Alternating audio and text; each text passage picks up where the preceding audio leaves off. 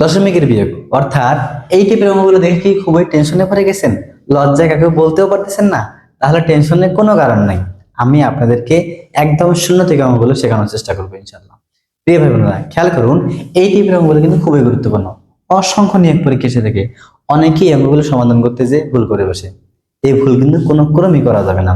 এই টাইপের অঙ্কগুলো পরীক্ষা আসলে আমরা কিভাবে সমাধান করব? আমাদের প্রথম কাজ হলো আমরা পূর্ণ সংখ্যাটাকে উপরে লিখব। পূর্ণ সংখ্যাটাকে আমরা প্রথমে উপরে লিখলাম, এরপরে আমরা একটা দশমিক দিয়ে দিব। দশমিক দেওয়ার পরে এখানে যে দশমিক সংখ্যা থাকবে, দশমিক বরাবর যে সংখ্যাটা থাকবে দশমিকের সামনে, সেই সংখ্যাটা বা শূন্যটা আমরা আগে লিখব। লিখলাম, লেখার পরে আমাদের কাজ হলো এই সংখ্যাগুলো যেগুলো আছে সেগুলো আমরা লিখে ফেলবো। শূন্য দশমিক রয়েছে, দশমিক সোজা করে দিলাম, এরপরে 0 9 9 9। এখন দেখতে পারেন বা ভাবতে পারেন যে ভাই এখানে তো উপরে কিছুই নাই, আমরা কিভাবে বিয়োগ করব? যখন দেখবেন উপরে কোনো সংখ্যাই নাই, তখন আমরা এই সংখ্যাগুলো বরাবর উপরে শূন্য দিয়ে ভাগাকারগুলো পূরণ করে দিব। এখন বলতে পারেন ভাই ভাগাকার যে আপনি পূরণ করে দিলেন, এই শূন্যগুলো আপনি কোথায় পেলেন? দশমিকের পরে কিন্তু আমরা যতগুলো ইচ্ছা ততগুলো শূন্য নিতে পারবো। এখন আমরা বিয়োগ করে ফেলবো, বিয়োগ করে যেটা আসে সেটা হলো অঙ্কর উত্তর।